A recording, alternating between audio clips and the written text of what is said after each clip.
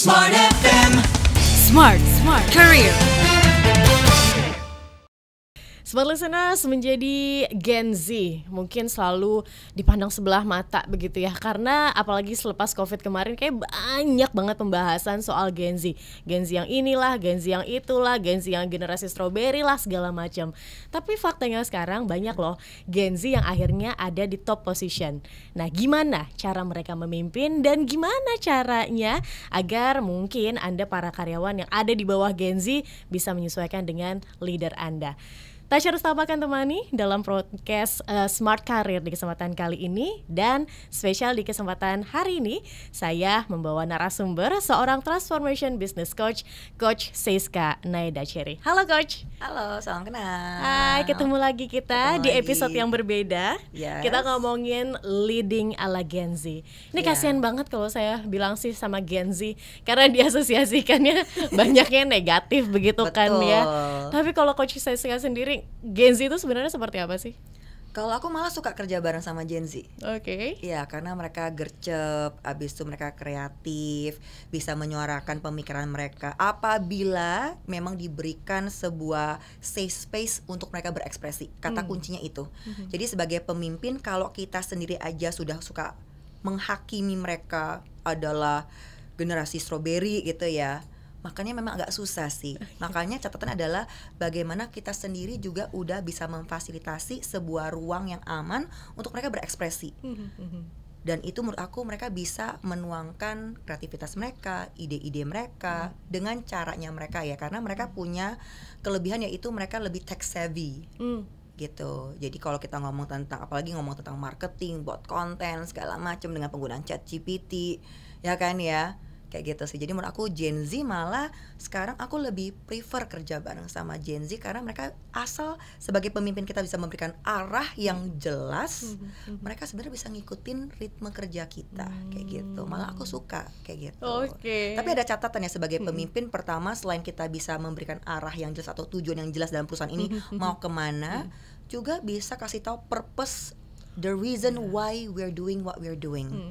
Karena Gen Z itu mereka nggak hanya cari dari gajinya aja, tapi mereka juga cari namanya the sense of meaning atau purpose.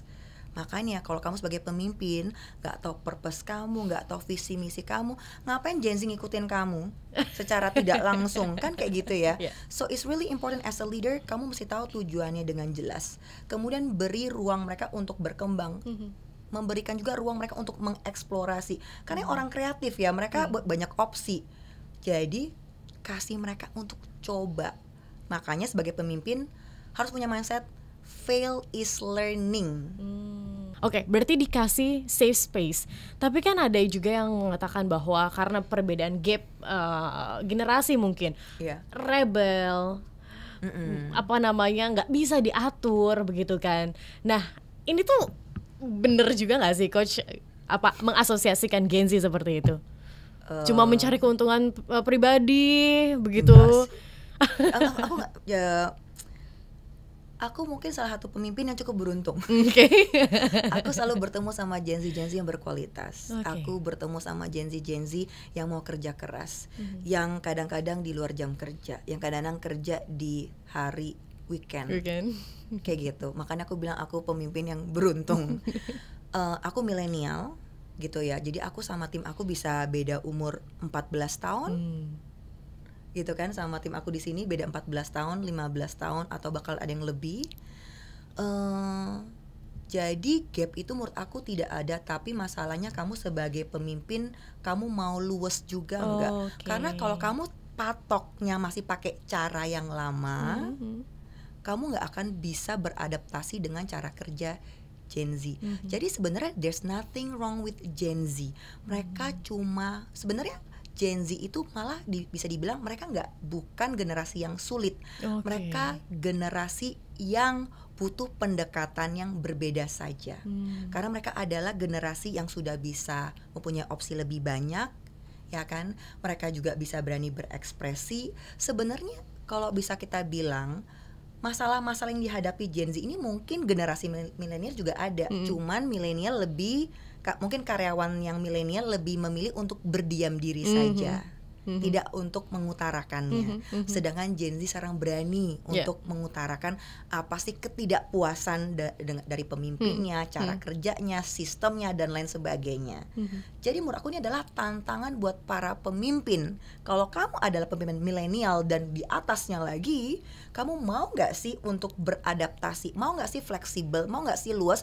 Karena cara kerja kamu tuh jujur udah kaku banget gitu loh, udah nggak relevan lagi sama Gen Z, ya kan? Dan menurut aku bukan hanya nggak relevan lagi sama Gen Z dan juga udah nggak relevan lagi dengan dunia sekarang ini. Dunia sekarang tuh cepat, ya kan ya, dikit-dikit kita udah berubah dengan ChatGPT, teknologi, dengan ada China. You need to work fast. Pertanyaannya, yang salah mungkin bukan sekeliling kamu, kamunya yang tidak mau belajar. Kamu sendiri yang tidak mau memiliki awareness bahwa setiap perubahan itu datangnya dari diri sendiri, bukannya dari luar. Kayak gitu. Gimana mereka kalau memimpin, Coach Siska? Gen Z beberapa perusahaan aku lihat sudah mulai untuk ada di top position, instead of manager, atau mungkin sudah banyak juga startup yang sekarang di leading dengan oleh Gen Z ini. Ini cara kerja mereka tuh seperti apa sih kalau sebagai seorang leader? Dinamikanya ini. Yang pasti mereka bekerja lebih cepat tentunya ya, yang itu udah pasti. Sama menurut aku mereka akan mendatangkan hal-hal yang baru dalam perusahaan ini. Masalahnya, apakah kita siap untuk bisa menerima hal-hal baru? Karena mungkin kalau dibandingkan dengan generasi sebelumnya, kita lebih takut dengan resiko, ya nggak sih? Karena Gen Z lebih nggak takut resiko, jalan dulu, ya nggak coba dulu, ya nggak sih?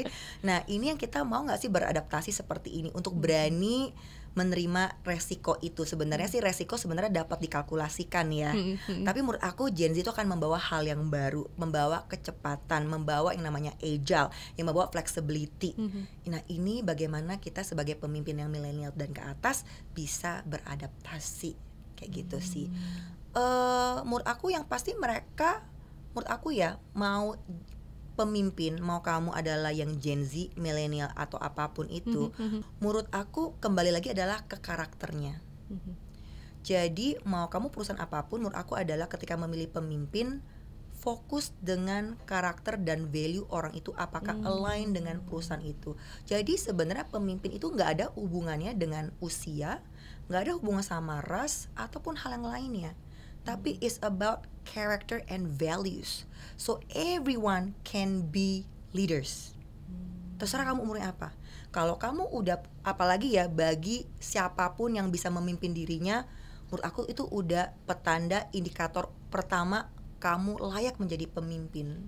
Ditambah lagi dengan karakter-karakter yang mau berkembang, karakter mau mengambil tanggung jawab, karakter yang juga mau mengembangkan orang lain dan lain sebagainya. Jadi fokus dengan karakter dan value-nya, bukan usianya atau bukan karena generasinya. So focus on the right thing. Kayak gitu. Oke. Ini sesuatu hal yang benar. Tapi aktualnya di dalam perusahaan, mungkin perusahaan yang besar, di mana leadernya atau pemimpinnya itu lebih muda, mungkin dengan karyawan yang jauh di bawahnya yang umurnya ibaratnya anak muda nih, nggak tahu apa-apa udah jadi pemimpin gitu kan. Saya ibaratnya udah di sini nih 20-an tahun. Nah ini gimana untuk mengatasi gap itu, Coach? Menurut aku kembali lagi ke budaya ke budaya perusahaan. Jadi kalau misal dalam perusahaan itu memang sudah diajarkan namanya senioritas, biasanya agak susah. Jadi makanya kembali lagi ke pemimpin yang paling atas, apakah bisa memfasilitasikan bahwa everyone is equal, atau yang kecil bisa belajar sama yang tua bisa belajar sama yang kecil atau yang sama yang muda. Menurut aku kembali lagi ke kultur budaya ini, ke kultur perusahaan sendiri. Tapi apabila kamu dalam perusahaan yang kultur perusahaannya tidak bisa memadai, biasanya kamu akan sulit sekali karena udah mendarah daging bahwa oh ya kamu harus menghormati yang lebih tua, lebih lama, tapi tidak berdasarkan performa, tidak berdasarkan karakter, tidak berdasarkan kompetensinya. Jadi menurut aku kembali ke perusahaannya. Kalau kita value seseorang dari kompetensi, berarti sudah tidak ada yang namanya tentang usia. Karena lihatnya dari performanya, kompetensinya, skillnya, dan karakternya. Bukan karena usianya, bukan karena lulusan universitas yang dari mana. Ya kayak gitu. Tapi kembali lagi ke perusahaannya, menurut saya.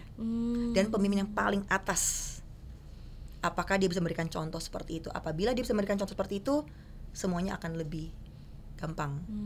Karena dari pemimpin yang paling atas, contohnya apa, dia bisa memberikan contoh.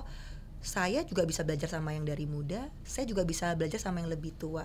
Jadi apabila pemimpin paling atas memberikan contoh, everyone can learn from each other. Dia pasti memberikan sebuah habit, budaya yang namanya tidak membedakan yang namanya usia, tidak membedakan yang namanya kasta atau universitas dan lain sebagainya. Gitu. Sepengalaman dari Coach Siska, melihat bagaimana mungkin para Gen Z ini memimpin dan juga adanya gap usia mungkin di culture perusahaan, beberapa perusahaan yang seperti itu. Ini seperti apa untuk mendorong seperti itu ya? Karena kan namanya culture perusahaan nggak semudah itu untuk dirubah, begitu kan, Coach? Betul. Makanya saya nggak pernah, saya sebagai business coach nggak pernah mau mengubah timnya dulu. Jadi banyak yang cari sama saya, yuk coach training timnya ya. Menurut saya yang bermasalah bukan timnya. Jadi percuma timnya di training sebagus mungkin, tapi yang paling atas aja tidak bisa menjadi role model, ya sama aja. Karena bagaimanapun yang menjadi penggerak dan menjadi jiwa sebuah perusahaan itu adalah yang paling atas, pemimpinnya.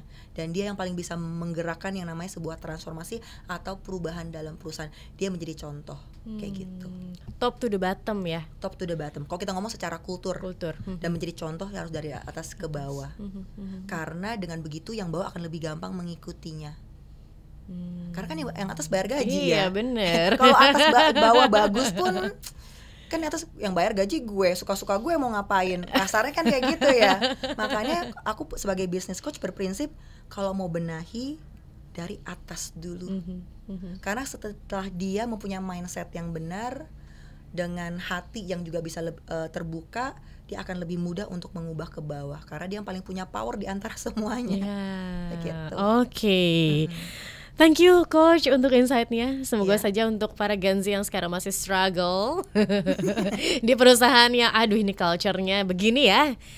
Semoga saja bisa mendapatkan jalan hidayah kembali ke jalan yang lurus begitu ya. Oke. Kita berjumpa, semangat gitu kan. Kita kirimkan energi semangat untuk Anda. Kita ganti ke podcast selanjutnya. Jadi Anda pastikan nonton episode-episode yang lain Smart Listeners, baik itu podcast karir ataupun bisnis ataupun bincang bersama. Karena kami harus tutup di episode kali ini. Akhir kata saya Tasya Rustama dan saya Coach Siska. Kami pamit. Bye-bye. Smart FM. Smart Career. Make your future better.